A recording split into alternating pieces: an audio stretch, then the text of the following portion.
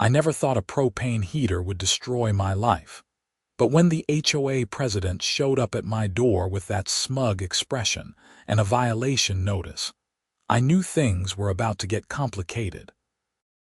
My name is Grant Coleman, and I had been living in the Riverside Meadows subdivision in Charlotte, North Carolina for 3 years. It was a decent neighborhood with cookie-cutter houses, manicured lawns, and the kind of people who waved at you from their driveways but never actually wanted to have a conversation. I worked as an electrician, kept to myself, and paid my dues on time. I thought that would be enough to keep the peace. I was wrong. The trouble started in late October when the temperature dropped faster than usual. My central heating system had been acting up, and I was waiting on a part that was backordered for 2 weeks. In the meantime, I bought a propane patio heater from a hardware store to keep my back porch warm. I like to work on my laptop out there in the evenings, and without some kind of heat source, it was too cold to concentrate. The heater was one of those tall mushroom-style ones, perfectly safe and designed for outdoor use. I positioned it on my covered porch, followed all the manufacturer's instructions, and kept it away from anything flammable. It worked great for about 4 days. Then Deborah Patterson knocked on my door. Deborah was the HOA president, a woman in her mid-50s with perfectly highlighted blonde hair that never seemed to move in the wind. She wore pastel cardigans year-round and had the kind of smile that never reached her eyes. When I opened the door, she was holding a manila folder and wearing that smile. "Grant," she said in that syrupy voice that made my skin crawl, "do you have a moment to discuss a community matter?" I already knew this was not going to be good. "Sure, Deborah, what's up?"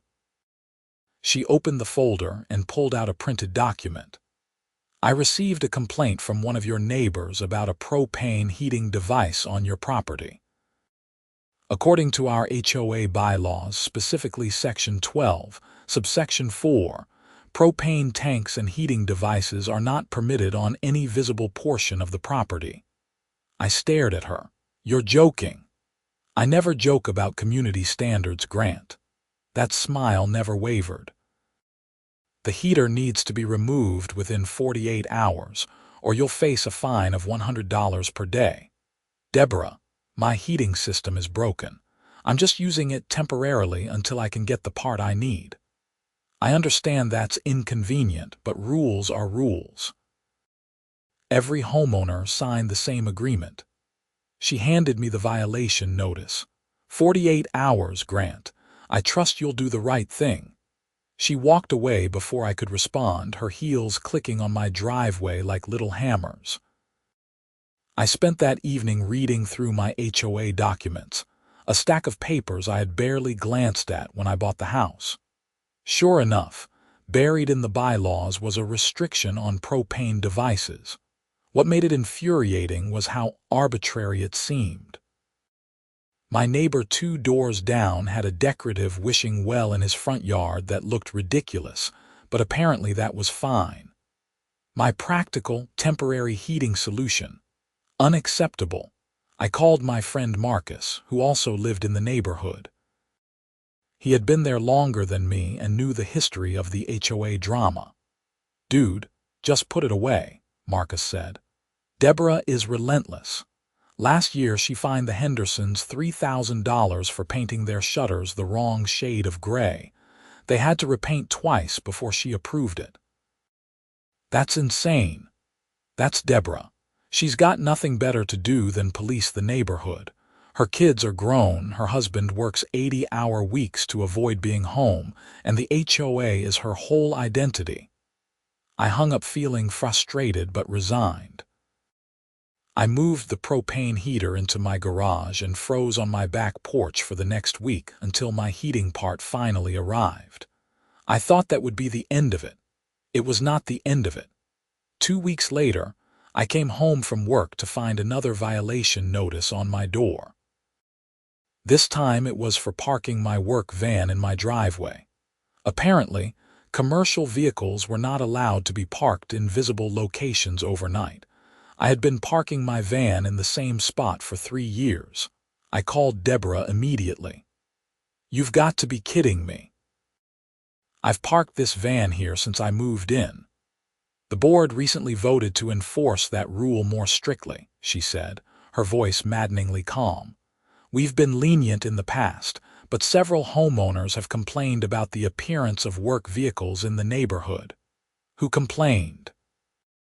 "That information is confidential." "This is ridiculous, Deborah. I need my van for work. Where am I supposed to park it?" "Perhaps you could rent a storage space, or park it at your workplace.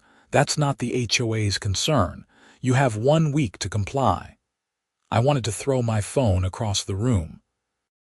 Instead, I started parking my van at a friend's auto shop 2 miles away and driving my personal car back and forth every day. It added 30 minutes to my commute and cost me gas money, but I did not want to deal with daily fines. That was when I started really paying attention to what was happening in Riverside Meadows. I noticed that Deborah and her little circle of HOA board members seemed to target specific people.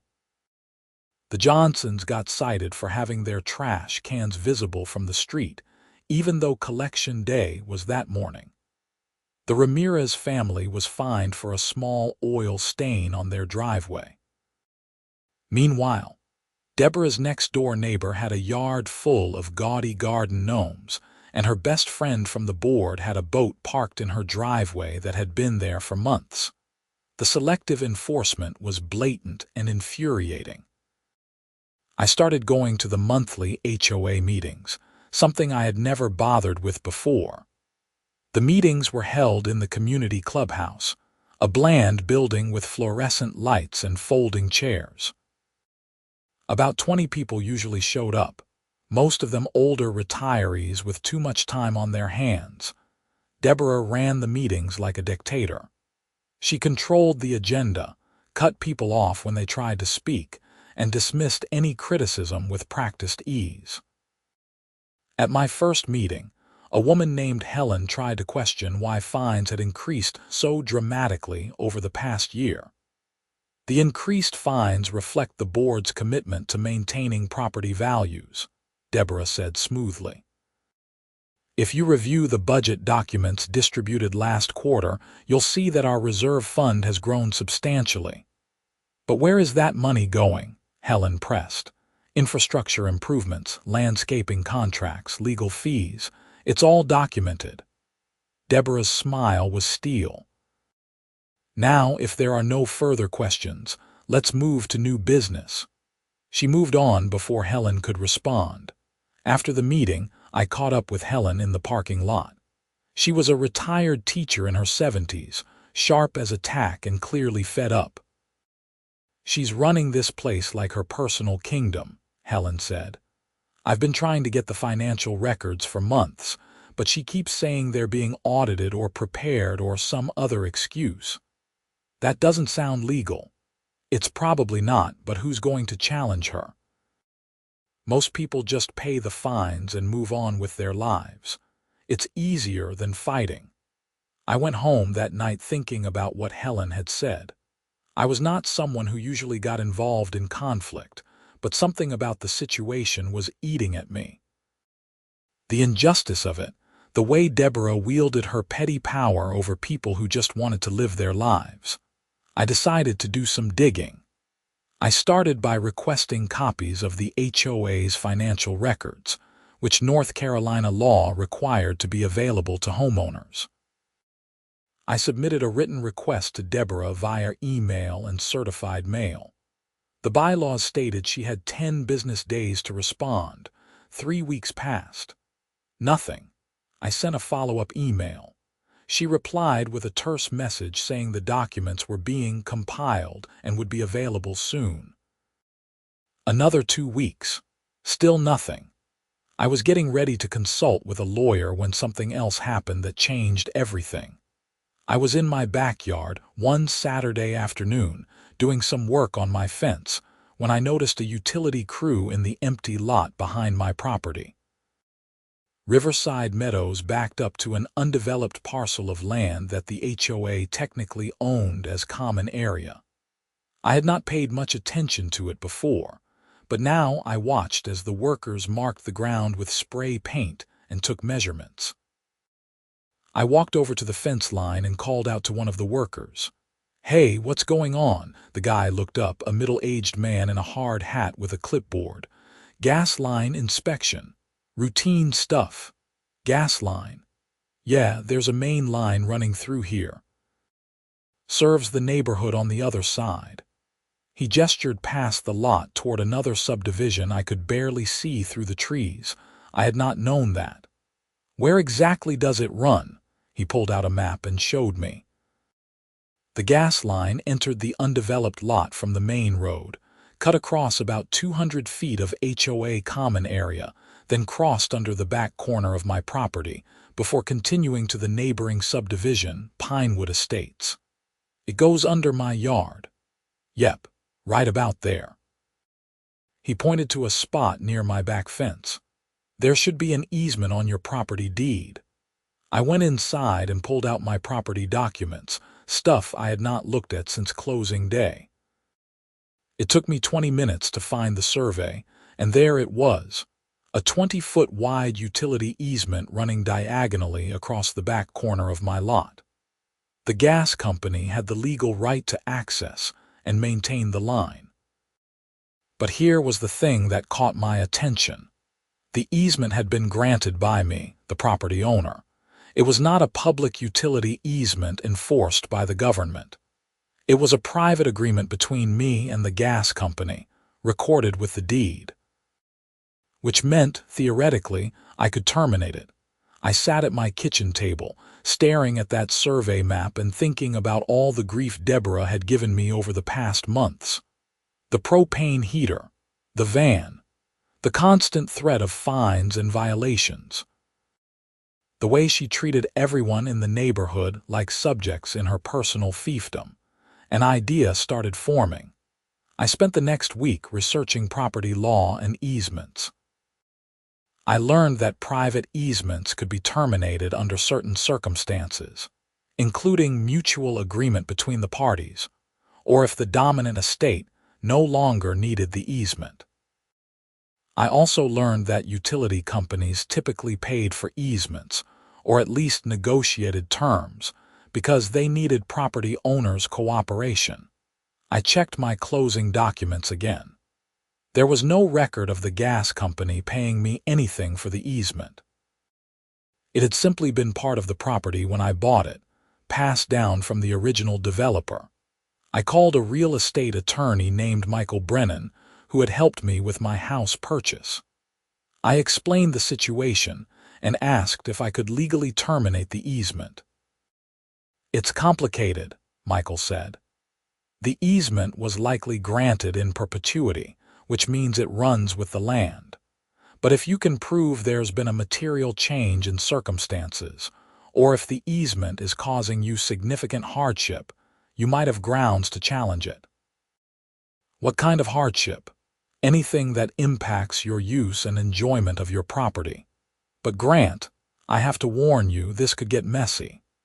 The gas company won't just let you shut down an active line, and if you succeed, you'd be cutting off service to a whole neighborhood.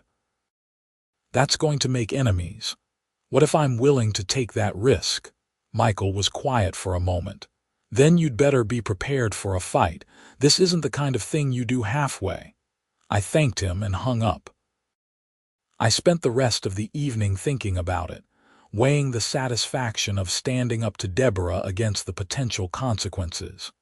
It would be a nuclear option, no question, but part of me was tired of being pushed around.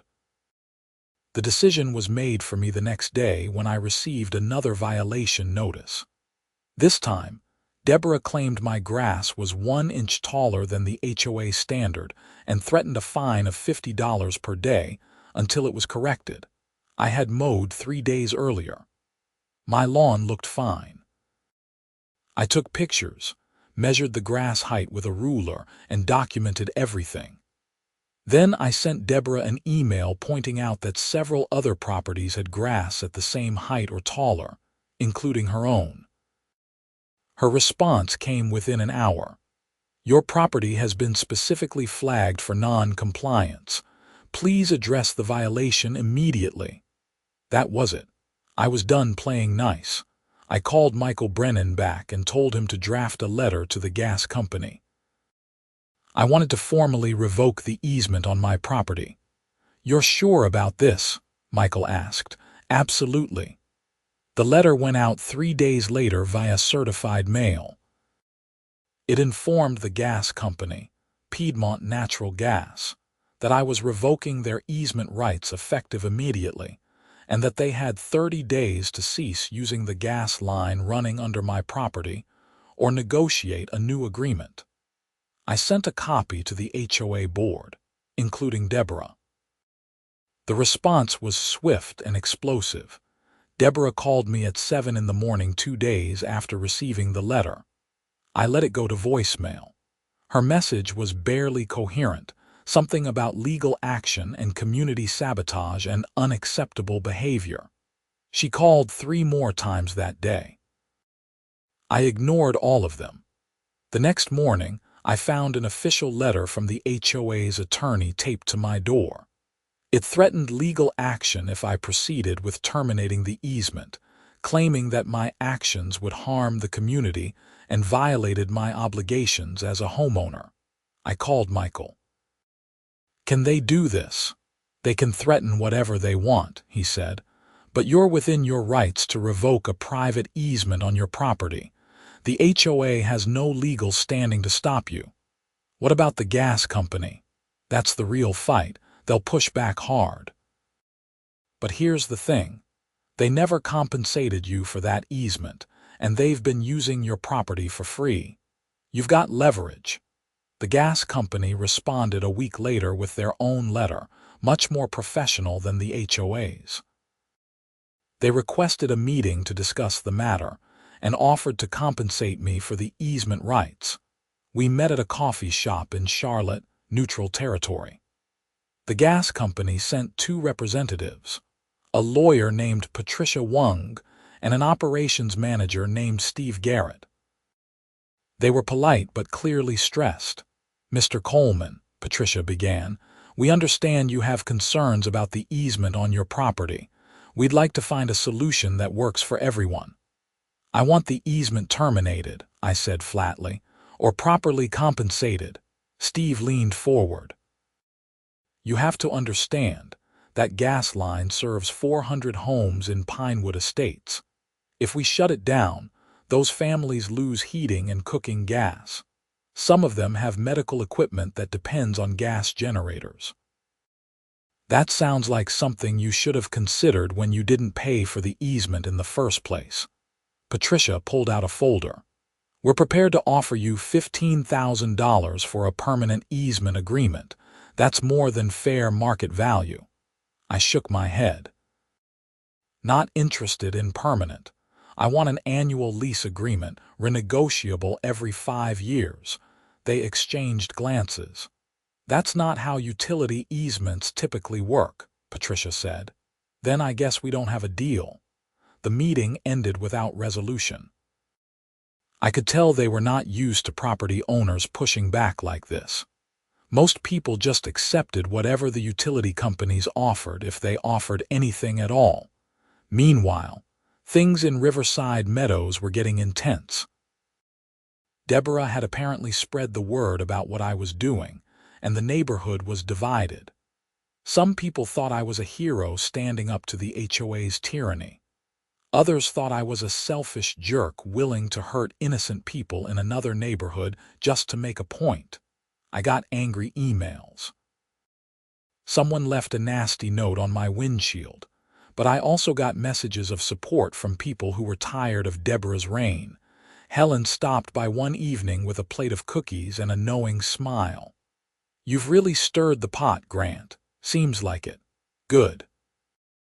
That woman needs to be knocked down a peg. Did you know she's been embezzling from the HOA? I nearly dropped the cookies. What? Helen handed me a stack of printed documents. I finally got access to the financial records. Took a formal complaint to the state HOA regulatory board, but I got them. Look at this. I spread the papers across my kitchen table. Helen had highlighted several entries in the budget. There were payments to a landscaping company called Greenview Services that totaled over $60,000 in the past year alone. There were legal fees that seemed excessive, consulting fees that went to unnamed contractors, and a dozen other expenses that looked suspicious. I did some research, Helen continued. Greenview Services is owned by Deborah's son-in-law, and those consulting fees, they're going to a company that doesn't seem to exist. I think she's been creating fake invoices and pocketing the money. Have you gone to the police? Not yet. I wanted to gather more evidence first. But Grant, if you're already in a fight with her, this might be the ammunition we need. I studied the documents, my mind racing. This was bigger than I had thought. Deborah was not just a petty tyrant, she was a thief. Can I make copies of these? I asked. Keep them. I've got backups. After Helen left, I sat up late into the night reading through every page. The pattern was clear once you knew what to look for. Deborah had been systematically siphoning money from the HOA for at least 2 years, maybe longer. The inflated fines, the aggressive enforcement, it was all designed to increase the HOA's cash flow so she could skim more off the top. I called Michael Brennan first thing Monday morning and explained what Helen had found. That's fraud, Michael said immediately. You need to report this to the police. Will they actually do anything? If the evidence is solid, yes. White-collar crime, especially involving theft from a homeowners association, is taken seriously in North Carolina. The state has specific laws about HOA financial misconduct. What about the easement situation? Keep pushing on that. The gas company is going to cave soon. They can't afford to have 400 homes without gas service. But this fraud thing, Grant, this is important. You could help a lot of people by bringing this to light. I spent the next few days making copies of everything, organizing the evidence and preparing a report. Helen connected me with 2 other homeowners who had noticed irregularities in the HOA finances. Together, we compiled a comprehensive package documenting Deborah's embezzlement. We filed a police report with the Charlotte-Mecklenburg Police Department on a Wednesday morning.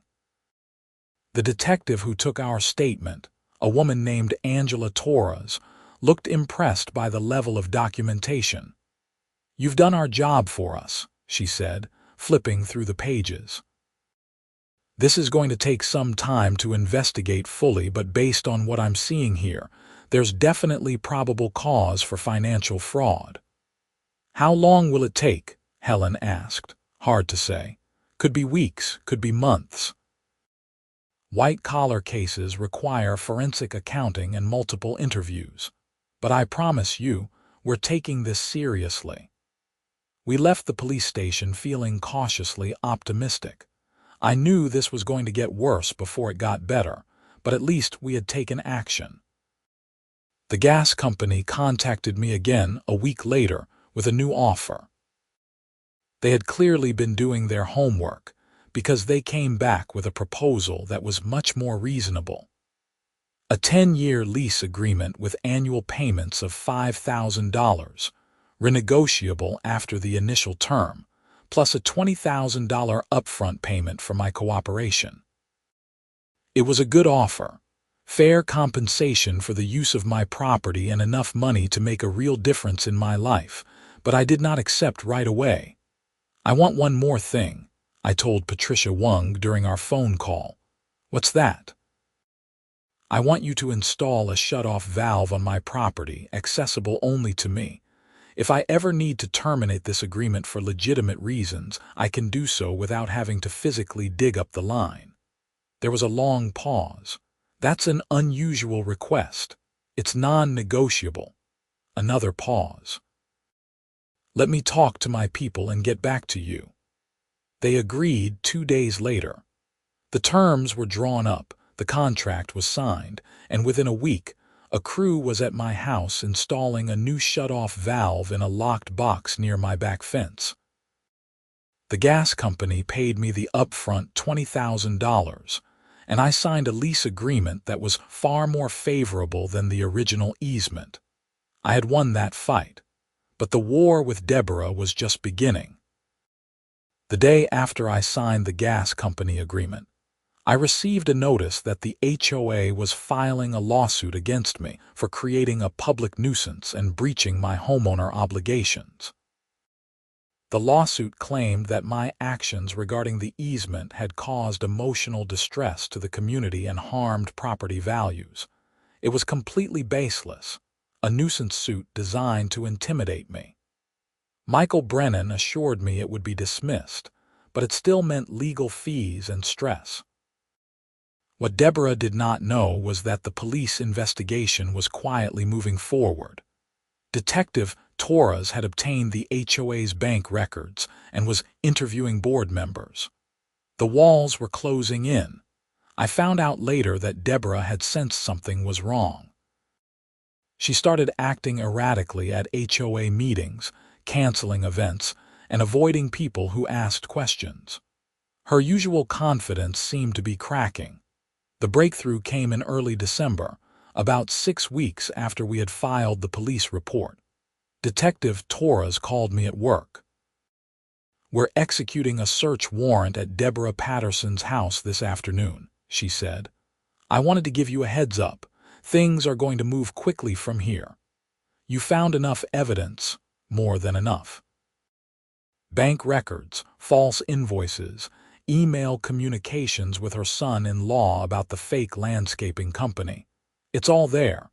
She's going to be arrested." I felt a strange mix of emotions, vindication, relief, and a little bit of sadness.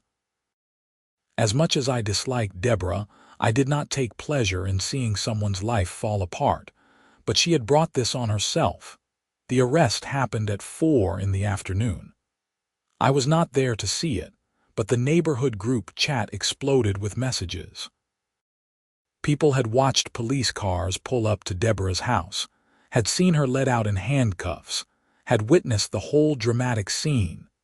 The charges were serious: embezzlement, fraud, and theft from a homeowners association, totaling over $150,000 across 3 years.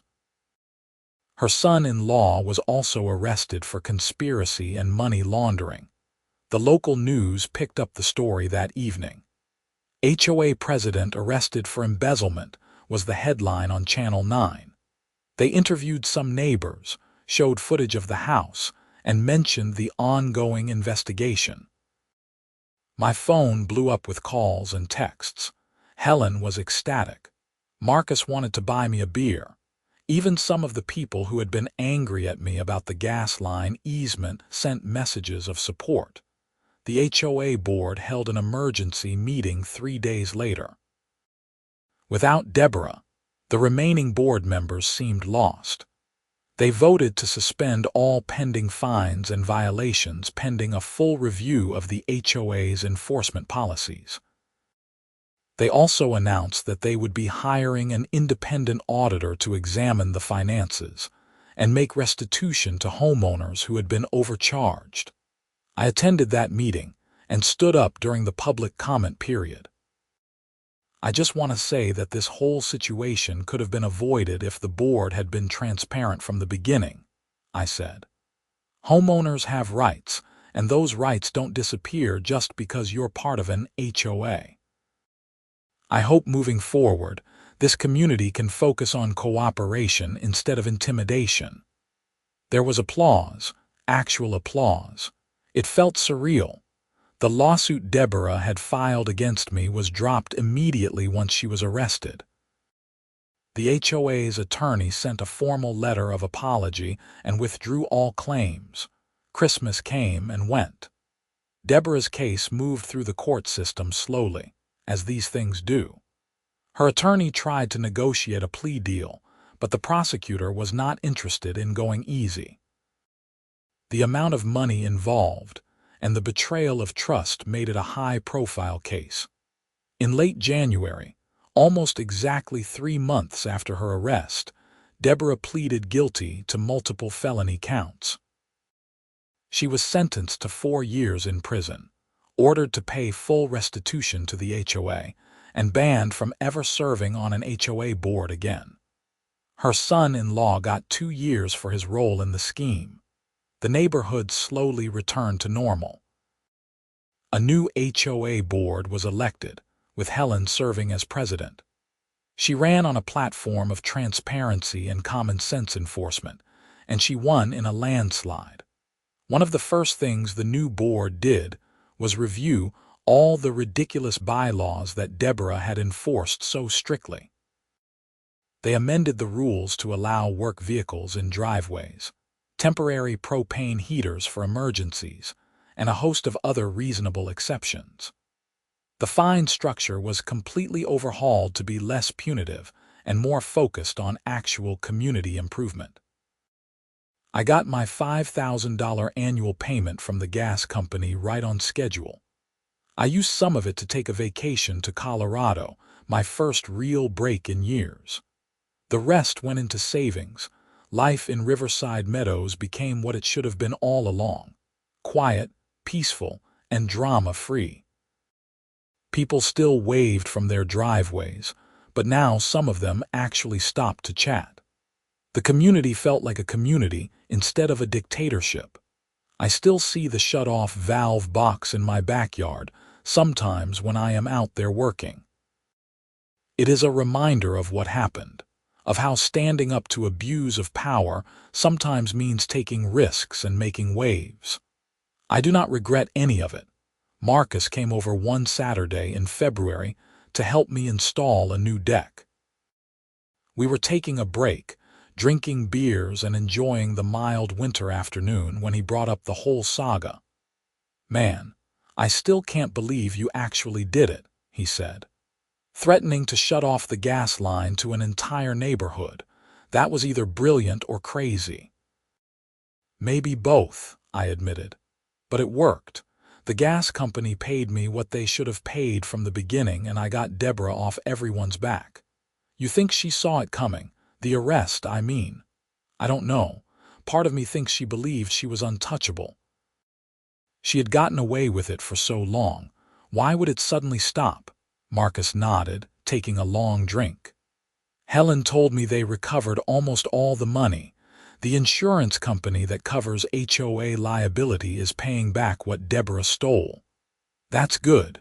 People deserve to get their money back." "You ever think about running for the HOA board yourself?" I laughed. "God, no. I've had enough HOA drama to last a lifetime. I just want to live my life and not deal with any more violation notices." "Fair enough." We finished our beers and got back to work on the deck. The afternoon sun was warm on my back, and for the first time in months, I felt completely relaxed. The constant stress of fighting with Deborah, dealing with lawyers, and worrying about lawsuits had taken a toll I had not fully realized until it was over. That evening, after Marcus left, I sat on my back porch with my laptop and that propane heater that had started everything. The heater was legal now under the revised bylaws, and I used it without fear of violation notices or fines. I thought about writing down the whole story, maybe posting it online somewhere. People loved stories about standing up to HOA tyrants, and this one had all the elements: petty rules, embezzlement, legal battles, and a satisfying ending with the villain in prison. But I was tired of thinking about it. Instead, I opened a novel I had been meaning to read and lost myself in someone else's story for a while. The weeks turned into months. Spring arrived in Charlotte with its usual explosion of azaleas and dogwoods. The neighborhood looked beautiful, and the new HOA board organized a community cleanup day that actually brought people together instead of driving them apart. Helen stopped by one afternoon in April to update me on the restitution process. Every homeowner in Riverside Meadows was receiving a check for their portion of the recovered funds, plus a reduction in HOA dues for the next year to make up for Deborah's theft. "You should be getting about $3,000, Helen said, "based on how long you've lived here and how much you paid in dues. That's amazing. I wasn't expecting anything back. You made this happen, Grant. If you hadn't pushed back on her, if you hadn't been willing to fight, she would still be stealing from us. You helped too. You're the one who dug up the financial records."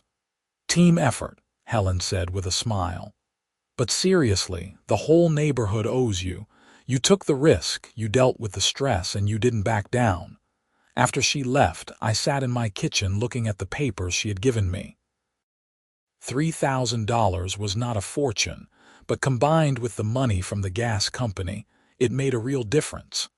I could pay off some debt, maybe finally replace my aging truck. But more than the money, what mattered was the principle. I had stood up to someone who abused their power, and I had won. Not just for me, but for everyone in the neighborhood who had been pushed around and intimidated. The check arrived a week later. I deposited it and took myself out to a nice dinner, something I rarely did. I went to a steakhouse in uptown Charlotte, ordered a ribeye and a good bourbon, and toasted to small victories. My phone buzzed halfway through dinner. It was a text from a number I did not recognize. "Is this Grant Coleman? This is Jennifer Patterson, Deborah's daughter. I'd like to talk to you if you're willing." I stared at the message for a long moment. I had not expected to hear from anyone in Deborah's family. As far as I knew, they had all distanced themselves from her after the arrest. I typed back, "What's this about?" The response came quickly. "I want to apologize for what my mother did. Can we meet for coffee?" I was not sure if it was a good idea, but curiosity got the better of me. We arranged to meet the next day at the same coffee shop where I had negotiated with the gas company. Jennifer Patterson was in her early 30s, a tired-looking woman with dark circles under her eyes. She did not look anything like Deborah. Where her mother had been polished and sharp, Jennifer seemed worn down by life. "Thank you for meeting me," she said as we sat down with our drinks. "I know you have no reason to talk to me. It's fine. What did you want to say?" She took a deep breath. "I'm sorry for what my mother did to you and everyone else in that neighborhood. I didn't know about the embezzlement until she was arrested, but I knew she was obsessed with that HOA. It consumed her life. Why are you apologizing? You didn't do anything wrong." "I know, but I feel responsible somehow, like I should have seen what was happening. My husband certainly should have. He's the one who went along with her scheme, and now he's in prison too." "I'm sorry," I said, and I meant it. Whatever anger I had felt toward Deborah did not extend to her family.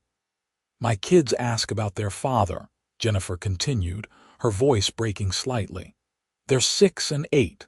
How do I explain that Daddy's in prison because he helped Grandma steal money?" I did not have an answer for that. We sat in silence for a moment while she composed herself. "I just wanted you to know that not everyone in my family is like them," she finally said. "And I wanted to thank you for exposing what was happening. If you hadn't pushed back, my husband would have kept going along with it, and he'd be facing even more prison time. I didn't do it to help anyone specifically. I just wanted to be left alone. I know. But you did help. You helped a lot of people, including my family, in a weird way. At least now we can move on and rebuild." We talked for a few more minutes before she had to leave to pick up her kids from school. As I watched her walk away, I felt a strange sense of closure. The situation had been messy and complicated, and there were no perfect endings. But at least some good had come from it. Summer arrived, hot and humid as always in North Carolina. I finished my deck project and spent evenings out there, grilling and enjoying the weather. The neighborhood had settled into a comfortable rhythm. There were still rules and bylaws, but they were enforced with common sense instead of vindictiveness. I even volunteered to help with the community pool maintenance, something I never would have done under Deborah's reign. It felt good to contribute without fear of being targeted or fined for arbitrary reasons. In July, the local newspaper did a follow-up story on the HOA embezzlement case. They interviewed Helen and several other homeowners, and they mentioned my role in exposing the fraud. The article painted me as a kind of accidental hero, someone who had just wanted to be left alone but ended up taking down a corrupt HOA president. I got a few calls from people in other neighborhoods asking for advice on dealing with their own HOA problems. I tried to help where I could, mostly by recommending Michael Brennan and encouraging them to document everything. One call stood out. It was from a guy named Tom who lived in a subdivision in Raleigh. His HOA president was pulling similar stunts to what Deborah had done: selective enforcement, inflated fines, and suspicious financial activity. "I read about what you did," Tom said. "I want to do the same thing, but I'm scared. What if it backfires?" "It might," I said honestly. "You have to be prepared for things to get worse before they get better. You'll make enemies. People will think you're the problem. But if you're right, if there's real corruption happening, then it's worth it." Did you ever regret it? I thought about that. No. Even when it was stressful and expensive and scary, I never regretted standing up to her. Because the alternative was just accepting the abuse, and I couldn't do that. Tom thanked me and hung up. I never found out if he went through with challenging his HOA, but I hoped he did. August came, marking 1 full year since the propane heater incident that had started everything. I bought a new heater, a nicer model, and set it up on my deck. It was more of a symbolic gesture than a practical one since I did not really need it in summer, but it made me smile. Marcus came over for a barbecue and laughed when he saw the heater. "You're really not going to let that go, are you?" "Never," I said, flipping burgers on the grill. "That stupid heater changed my whole life. Changed a lot of people's lives. You're like a folk hero now." "I'm really not." "Dude, there's a post about you on Reddit with like 50,000 upvotes. People are calling you a legend." I had seen the post. Someone had shared the story, and it had blown up online. The comments were full of people sharing their own HOA horror stories and praising me for fighting back. It was flattering but also a little embarrassing. "I just did what anyone should do," I said. "I stood up for myself." That's exactly why people love it. Most people don't stand up. They just take it and complain to their friends. You actually did something. We ate burgers and drank beer as the sun set over the neighborhood. The houses glowed in the golden light, peaceful and quiet. It was hard to believe this same place had been the scene of so much drama just a year earlier. Fall arrived again, completing the cycle. The weather cooled, the leaves turned, and I found myself back on my porch with my laptop and my propane heater, the same setup that had started everything. But this time, there was no stress. No fear of violation notices or fines. Just the quiet satisfaction of knowing I had fought for what was right and won. I got an email in October from Detective Torres. Deborah had been transferred to a minimum security prison in Raleigh to serve out her sentence. Her son-in-law had been released early for good behavior and was rebuilding his life. The case was officially closed. "I wanted to thank you again for your cooperation," Torres wrote. "Cases like this only work when citizens are willing to come forward and provide evidence. You made a real difference." I replied with a brief thank you and closed my laptop. I did not need any more closure than that. November brought the HOA's annual meeting, the first one under Helen's leadership. I attended out of curiosity and to show support. The meeting was nothing like the tense, confrontational affairs Deborah had run. Helen went through the agenda efficiently, answered questions honestly, and even made jokes that got genuine laughs. When she opened the floor for new business, a woman named Patricia raised her hand. "I just want to say thank you to this board for making Riverside Meadows feel like home again. Last year was awful. This year has been wonderful." There were murmurs of agreement around the room. Helen smiled, a real, warm smile that reminded me why I liked her. "We're just doing what we should have been doing all along," Helen said. "Serving the community instead of ruling it." The meeting ended early, another first. People stuck around to chat, and the atmosphere was relaxed and friendly. I talked with neighbors I had barely known before, people who thanked me for what I had done, and shared their own relief that Deborah was gone. I drove home that night feeling something I had not felt in a long time: contentment. My little stand against an unjust HOA had spiraled into something much bigger, but it had all worked out in the end. December arrived, bringing the holidays and a sense of reflection. I thought about where I had been a year earlier: angry, frustrated, and ready to do something drastic. I thought about the easement threat, the investigation, the arrest, and all the chaos that had followed. I would not change any of it. On Christmas Eve, I received a card in the mail from Helen. Inside was a photo of the neighborhood during the recent Christmas decoration contest, which the new board had made fun instead of competitive. Houses were lit up with colorful lights, and people had gone all out with creative displays. Helen's note read, "Thank you for giving us our neighborhood back. Merry Christmas, Grant." I put the card on my fridge and smiled. The new year came quietly. I made no resolutions, had no grand plans.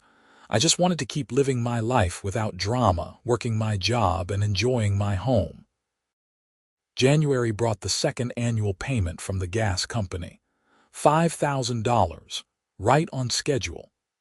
I deposited the check and thought about how strange it was that a propane heater and a gas line easement had turned into a reliable income stream. Life in Riverside Meadows continued peacefully.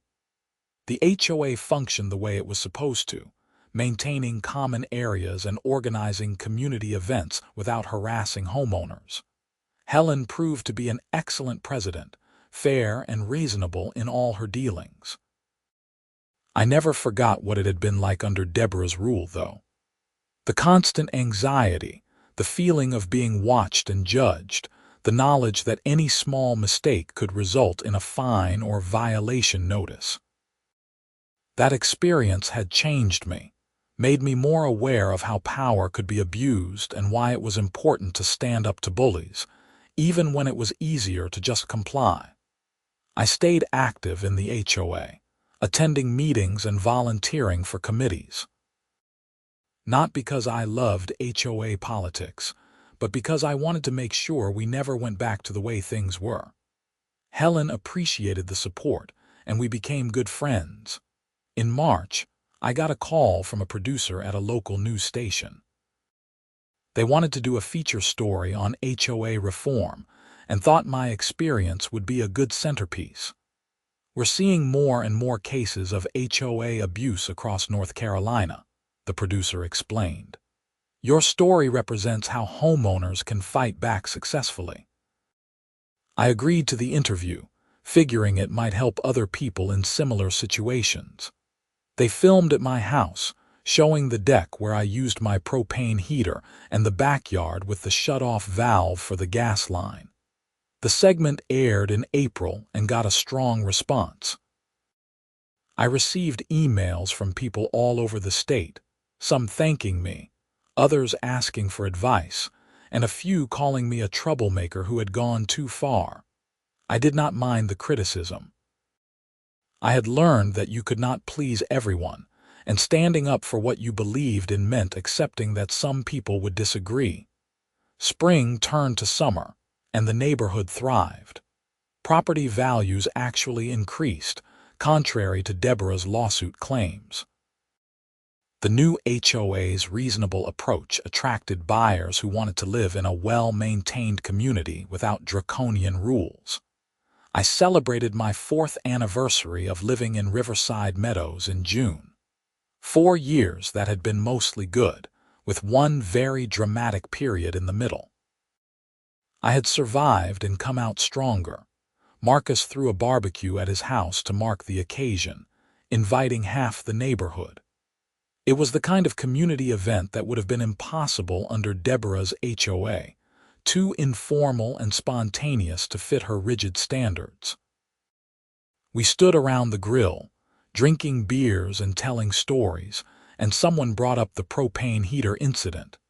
It had become neighborhood legend by this point, the story of how I had threatened to shut off a gas line and ended up exposing a major fraud.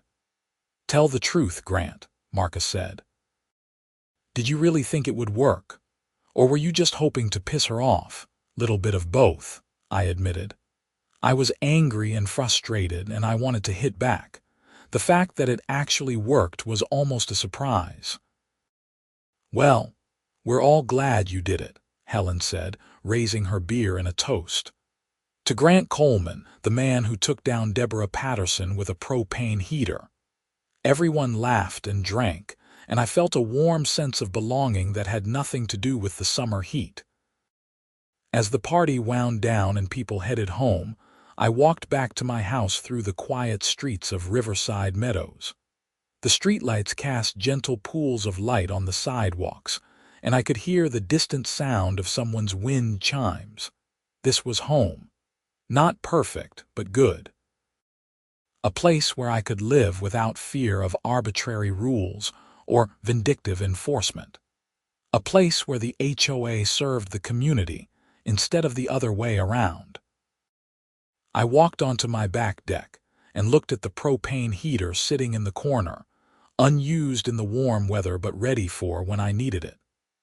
That simple device had been the catalyst for everything that followed, the small act of defiance that had snowballed into major change. I had learned a lot over the past year and a half. I had learned that standing up to bullies was hard but necessary. I had learned that documentation and evidence mattered more than righteous anger. I had learned that sometimes you had to be willing to take extreme action to get people's attention. Most importantly, I had learned that one person could make a difference, even against an entrenched system. You just had to be brave enough to try. I sat down in one of my deck chairs and looked up at the stars, barely visible through Charlotte's light pollution. The night was peaceful, the kind of calm that comes after a storm has passed, and the world has rearranged itself into something new. My phone buzzed with a text from Marcus. "Thanks for fighting the good fight, man. We're all better off because of you." I texted back a simple anytime and put my phone away. The truth was, I hoped there would not be an anytime. I hoped the lesson had been learned, and that Riverside Meadows would continue on its current path of reasonable governance and community cooperation. I had no desire to be a crusader or a neighborhood hero. I just wanted to live my life in peace. But if it happened again, if someone tried to abuse their power the way Deborah had, I knew I would not hesitate to stand up to them. That was another thing I had learned. Once you found your voice and used it successfully, it became easier to speak up the next time. The summer nights stretched long and warm. I spent them on my deck, sometimes working, sometimes reading, sometimes just sitting and thinking. The propane heater stayed off, a reminder rather than a necessity. I thought about Deborah sometimes, wondered how she was adjusting to prison life. I did not wish her ill, but I did not feel sorry for her either. She had made her choices, had decided that her power and profit mattered more than the trust people had placed in her. She was paying the price for that now, and it was a price she deserved. August came again, marking 2 years since the propane heater incident. The neighborhood threw a block party, something that had become an annual tradition under Helen's leadership. The streets were closed off, Grills were fired up, and kids ran around playing games while adults socialized.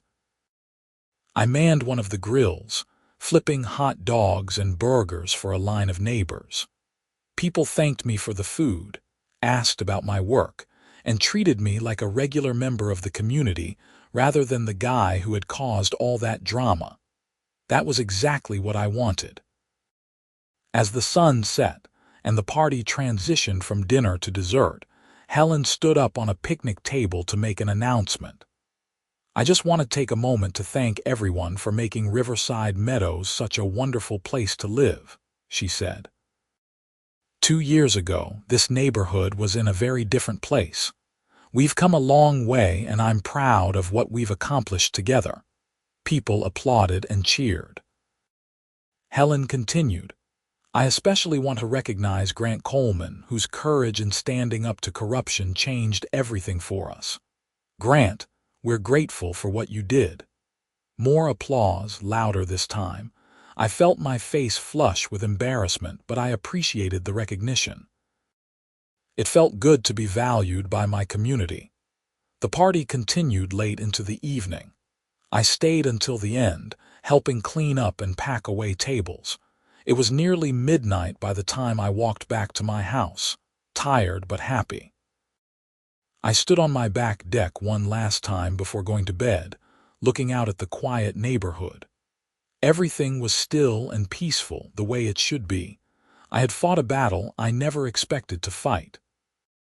I had taken on an HOA president, a gas company, and a system that favored compliance over justice. And I had won, not just for myself but for everyone who lived in Riverside Meadows. That propane heater, the one that had started everything, sat in the corner of my deck. I walked over and patted it like you might pat an old friend. "Thanks for the adventure," I said quietly, feeling only slightly ridiculous for talking to an inanimate object. Then I went inside, locked the door, and went to bed. Tomorrow would bring new challenges, new projects, and new experiences. But tonight, I could rest knowing that I had done the right thing, even when it was hard. That was enough.